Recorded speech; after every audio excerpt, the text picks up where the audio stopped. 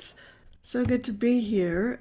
I wanted to say something about the practice. We're going to be sitting in silence, of course, but also using chant, the practice of chant as an entranceway, as a doorway to silence. And I want to say that one of the reasons that I chant has to do with a question that was posed by a neuropsychologist named Rick Hansen. And he asked the question, how do we transform passing mental states into lasting neural traits? How to transform passing mental states into lasting neural traits. And this question really intrigued me because what I'm interested in is transformation. I don't want to think about things. I want them to transform me into a more loving and less judgmental person. And so the practice of chant kind of, it fits the bill of what are the qualities needed to transform, to create these new neural pathways. So there's an acronym that I like to remember that's called INFAR, which means that in order for that practice to really transform us, it has to have intensity, and I would add intention, and it has to be novel, something new for the brain to kind of open to. And our practice needs to have that quality of focus. And then we need to bring awareness to it. And then the practice of repetition. And that's what we do in chant. So we bring all of those different qualities to the chant so that we're not thinking about something.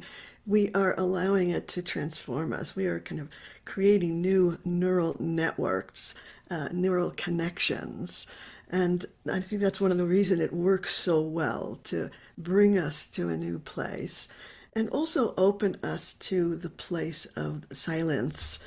And so I want to share with you a sacred phrase from this week's Va'era Shir Hashirim Parsha, and which I think can help us to enter into the silence with a clear intention, some intensity, novelty, focus, awareness, and we'll use repetition in order to open the doors to that place of silence.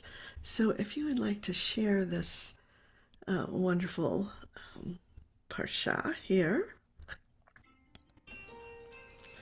let me just...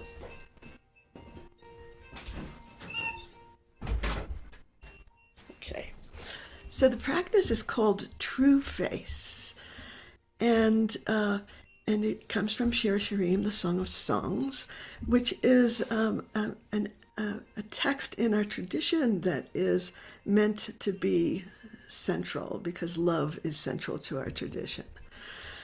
And the sacred phrase says, "Harini et marayach." It says, "Let me see your face. Let me see who you really are." And we are speaking to God, to reality, to life, and we're connecting with this yearning to have a direct experience of the divine and not just think about it. So let me see who you really are, and hashmi'ini et kolech. Let me hear your voice. And so this is a yearning that we kind of connect with and express in our song, and then we say, for your voice is sweet and your face is radiant, which means like, oh yeah, I've had glimpses of that direct experience, maybe on a mountaintop, maybe making love, maybe in a very ordinary moment when we kind of break through the veils, and so that memory moves us to open up.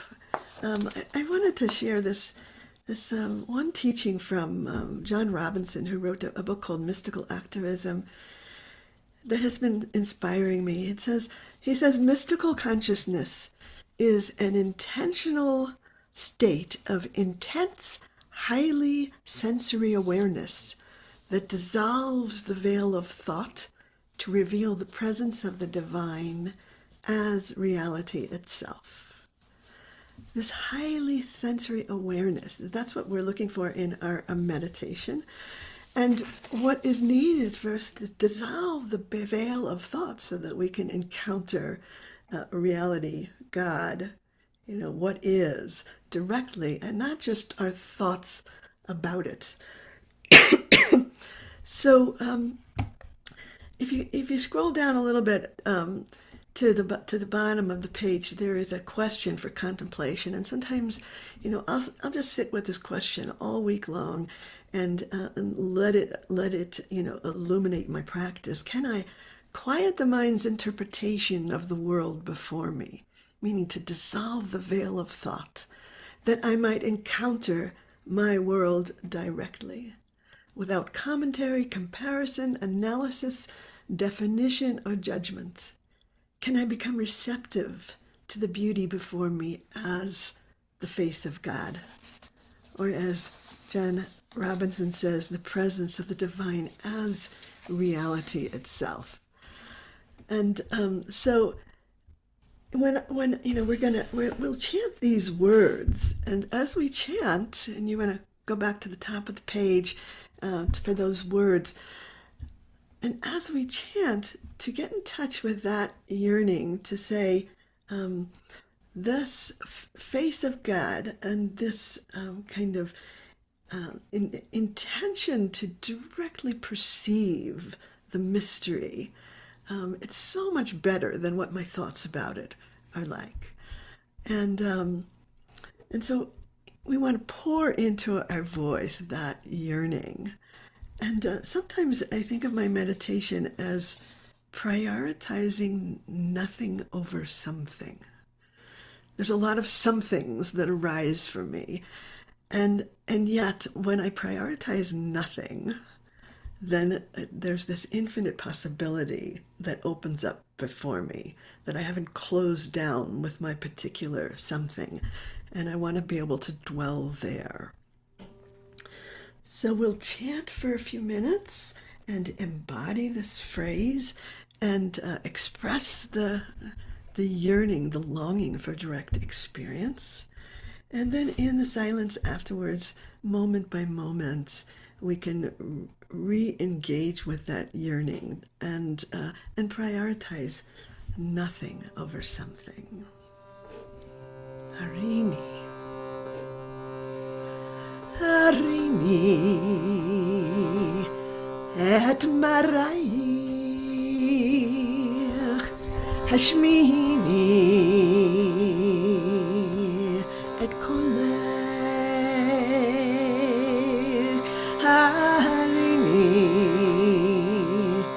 et maraich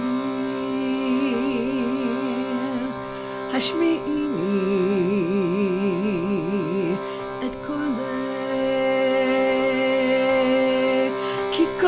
חרב ומרק נווה כי קולי חרב ומרק נווה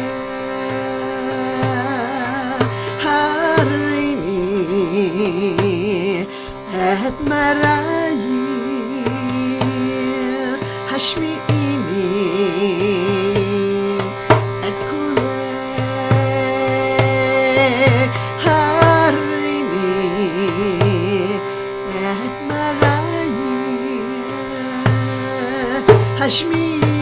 השמיני את קולך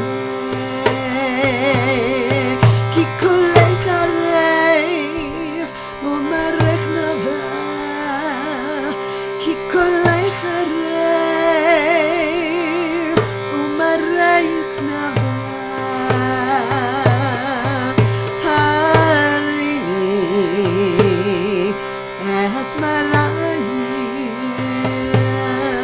השמיני את קולך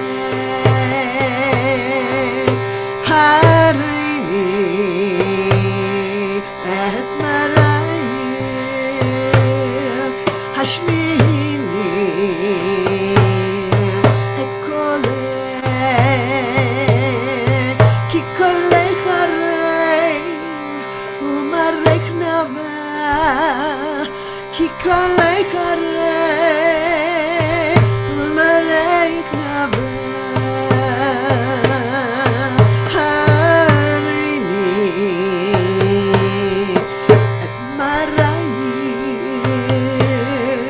Hashmini et koleh harini et marayim Hashmini et koleh ki koleh harei umarech nava ki koleh harei umarayich nava. And pour into your voice all your love. Harini et marayim hashmi'ini et koleh harini et marayim hashmini et koleh ki koleh harei umarech nava ki koleh harei umarayich nava harini et marayim hashmini et koleh harini et marayim hashmini et koleh ki koleh harei umarech nava ki koleh harei umarayich nava.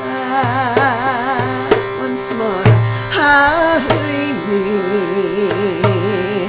et marayim hashmini et koleh harini et marayim hashmini et koleh ki koleh harei umarech nava ki koleh harei umarayich nava.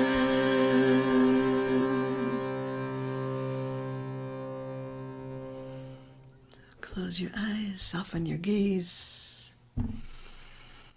Bring your attention first to the breath and breathe into the heart. And allow that sense of love in the heart, of yearning for the beloved. Let it expand within you until you're sitting inside of a field or pool of love. So as we enter the silence, we are leaning into that love. We're opening to the possibility of transformation. We are consenting to that divine presence. And each moment, prioritizing nothing over something. Through that nothing, the divine face and the voice is revealed.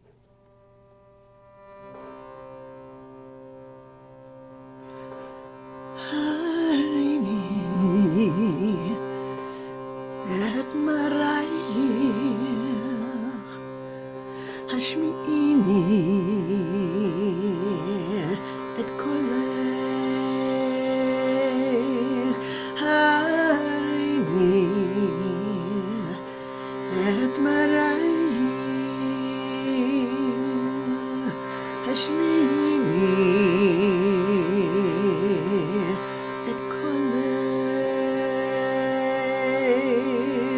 כי קולך הרי ומראך נבע, כי קולך הרי ומראך נבע.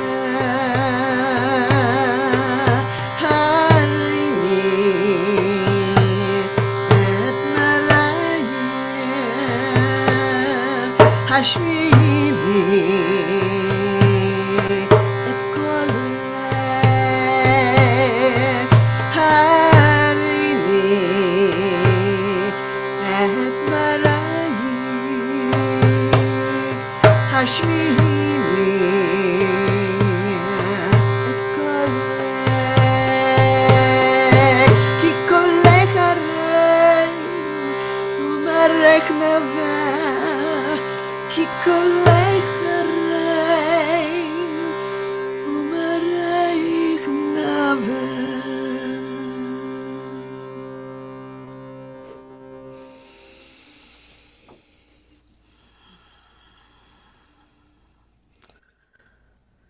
So may our practice be what dissolves the veil of thought to reveal the presence of the divine as reality itself.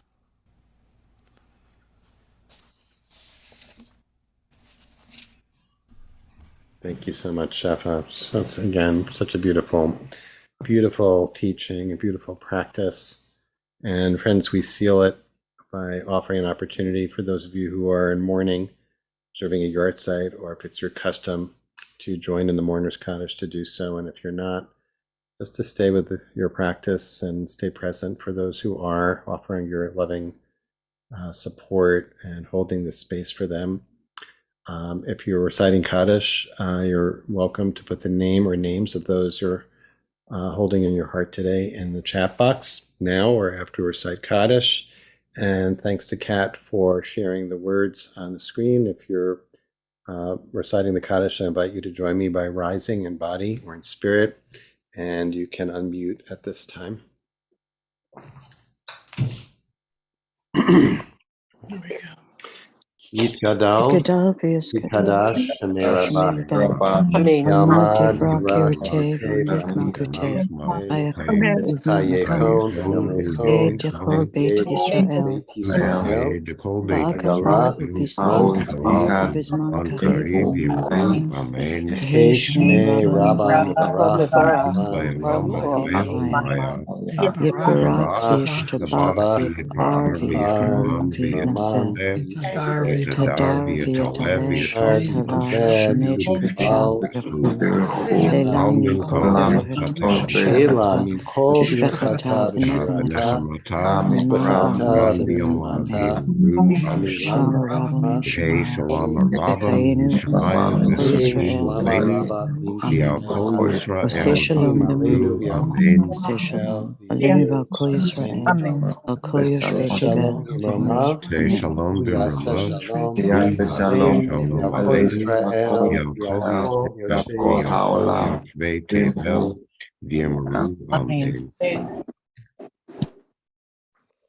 Friends, thanks so much for joining us today. If you're leaving us now, I hope you'll be back tomorrow. We'll be led in practice tomorrow by Rabbi Daniel Raphael Silverstein, joining us from Israel. Rabbi Daniel of Applied Jewish Spirituality. On Thursday, we'll be led by Or Mars of the Wexner Foundation, be leading us for the first time. And I'm delighted that my colleague Rebecca Schisler is back to lead us to sit into Shabbat together on Friday this week. So we hope you'll join us for any or all of those sessions. If not live, then on the recording on our YouTube channel. Of course, I want to thank our teacher for today, Rabbi Shefa Gold, for another beautiful teaching and practice, and Kat Esposito, who's holding our tech space, our Mishkan here, with grace and skill. And as always, you're welcome to stay on for conversation with our teacher today, Rabbi Shefa Gold, or to use the time to stay with your own practice, just to use this community and this time as a container to hold space for you to continue sitting together with that beautiful teaching and a beautiful practice. If you would like to offer a question, please put it in the chat box and preface it by writing question, all in caps, and I'll keep an eye out for those. If you're leaving us now, we hope to see you tomorrow. Shefa, there was just so much great Torah there and great teaching. There are a couple of ideas floating around in my head. First, though, I want to stay with just the teaching itself and connecting it with this Torah portion, which begins, as you alluded to, with God appearing, the divine appearing to Moses. And you beautifully connected it with that verse from Song of Songs about seeking, yearning to see, quote, the face of God, to hear, quote, the voice of God, and that unmediated connection. And you invited us to move through the veil of our thoughts, thinking about rather than being with, right? So I just wanted to kind of repeat that, just to get that, and to see if there's anything you want to add to that or correct if I got that wrong. Well, I think that it's important to note that being with God directly is considered a little bit dangerous, and those dangers are alluded to through Torah, that you can't see God and live, and yet I think it's the small self that can't live in the face of God, and so there is this. I love when things are a little bit dangerous. It feels a little bit dangerous to ask to be able to see God's face, because I know that the one who is asking will need to die, will need to dissolve in the face of God. That's something that every time I open up to that larger reality, the small me is going to have to die. I'm going to have to let go of who I think I am and consent to that force of transformation that wants to touch me, open me, transform me, and I don't know, and I need to step into the unknown and leave everything that I know. So that's to me, both the danger and the beauty of it. There's a question by Lester, which probably we should address. It's a good one. Yes, what's wrong with critical thinking, with having discernment? How do we aspire to truth and beauty if all things are equal? Alternative facts, quote unquote, lead to dangerous policy. The world is not flat. We need to speak truth. So I guess maybe that's a question that goes to that question, how do we integrate those two, aspects of ourselves, maybe? I have this capacity for critical thinking that I want to call on when I need it. But I don't want it to obscure everything else of the mind, of what's possible. So if I'm living only in that place of critical thinking, then I'm missing 99% of reality. So it's it's that mind is my wonderful servant that I want to employ when I need it. But there's some other part of my being that is much bigger that I guess it gets obscured by that critical mind. And so I need some time, and that's what our meditation practice is for, is to take some time where we are not the victim of the mind.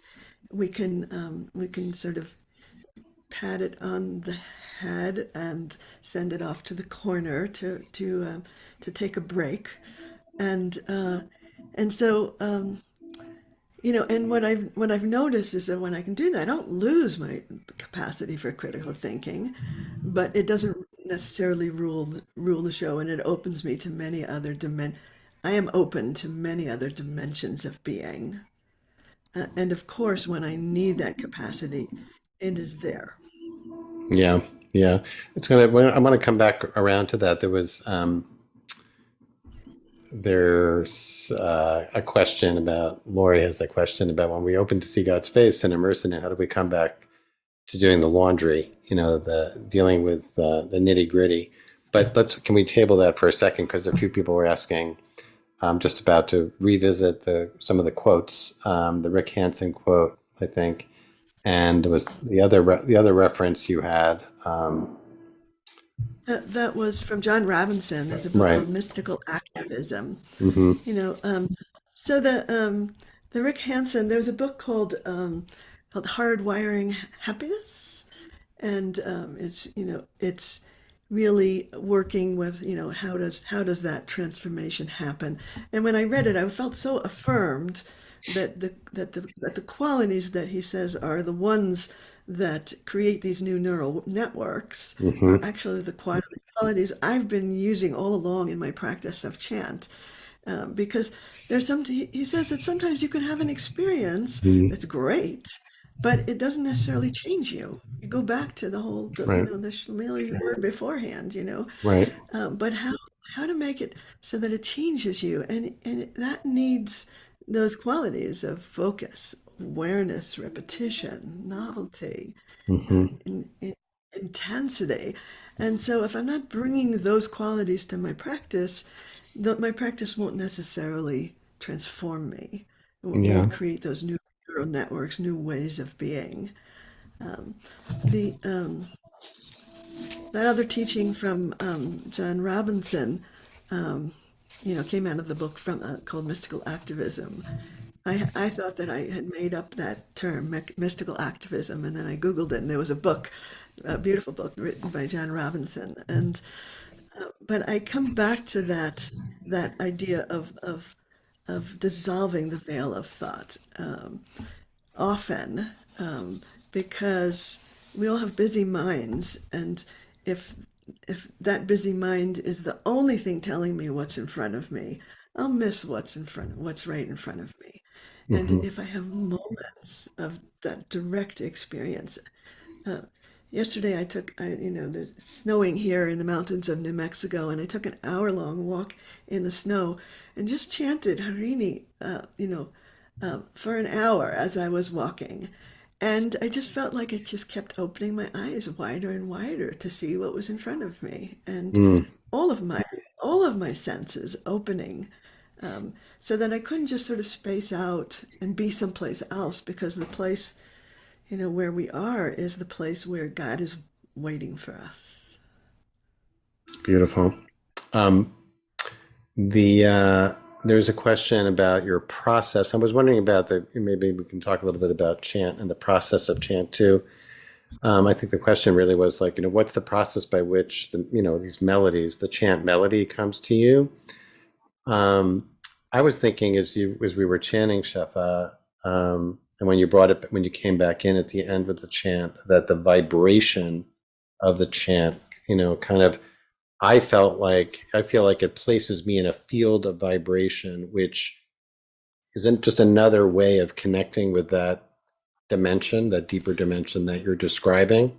So I was wondering about whether that holds for you, or like what your experience is with the vibration, of your instrument, I'm your in the voice, or whatever.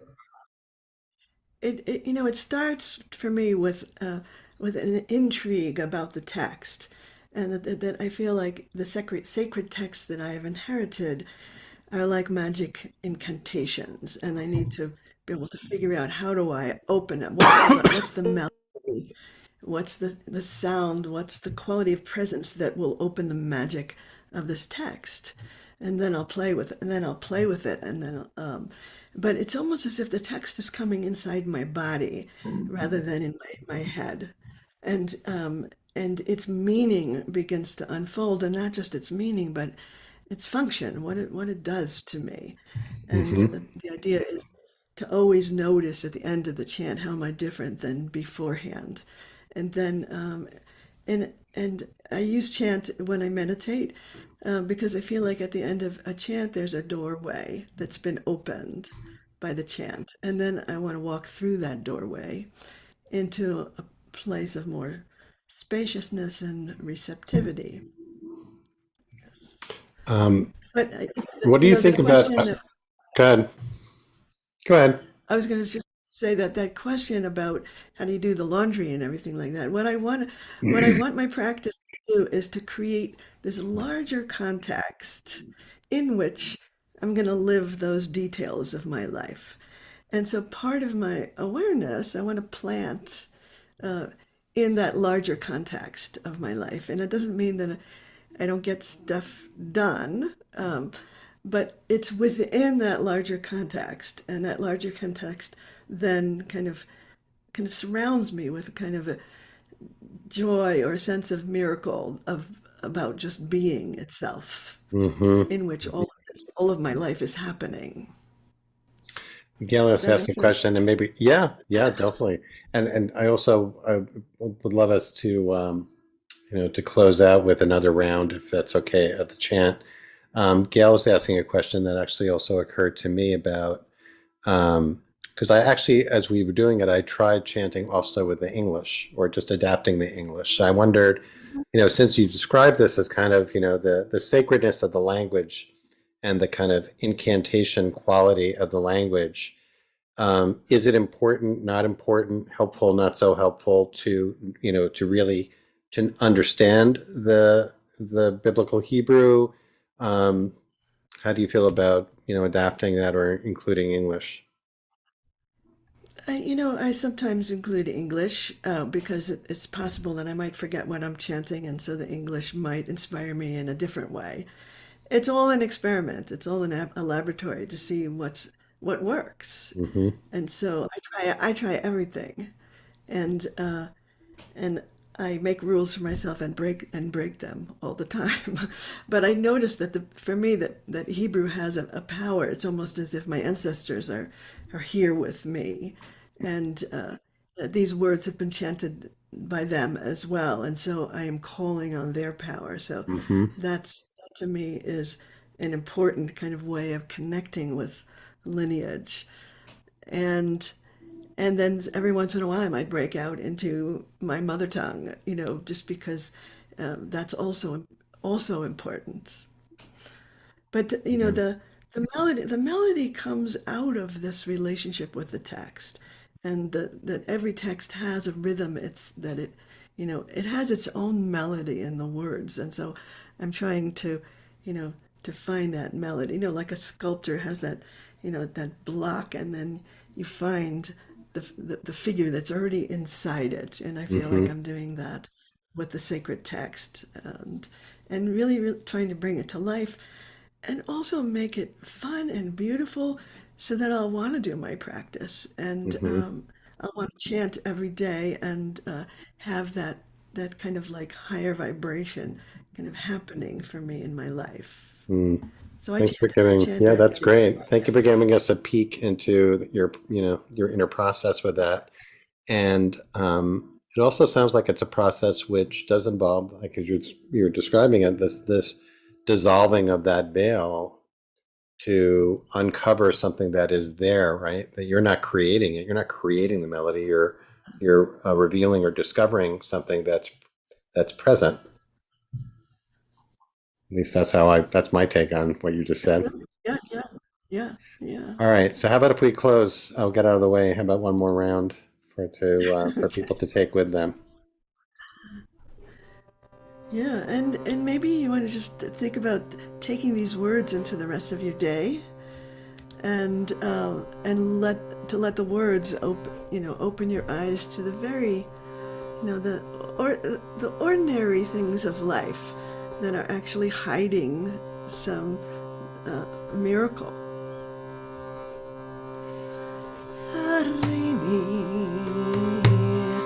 את מראי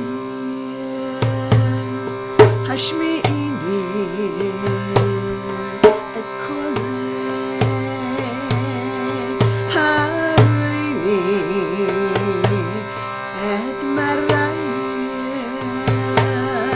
השמיעיני את קולך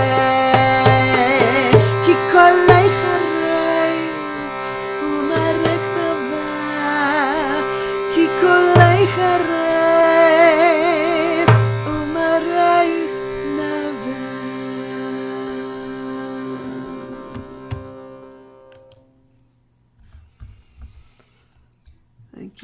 so much, Shefa. It was just a beautiful practice as always, and for everybody, a nice taste of the month-long offering that Shefa will be offering through IJS in, I guess, a little bit less than a month. I'm going to put the link back in the chat as well for that. Shefa will be leading weekly live practice sessions as part of that for those who aren't familiar with how those prayer modules work.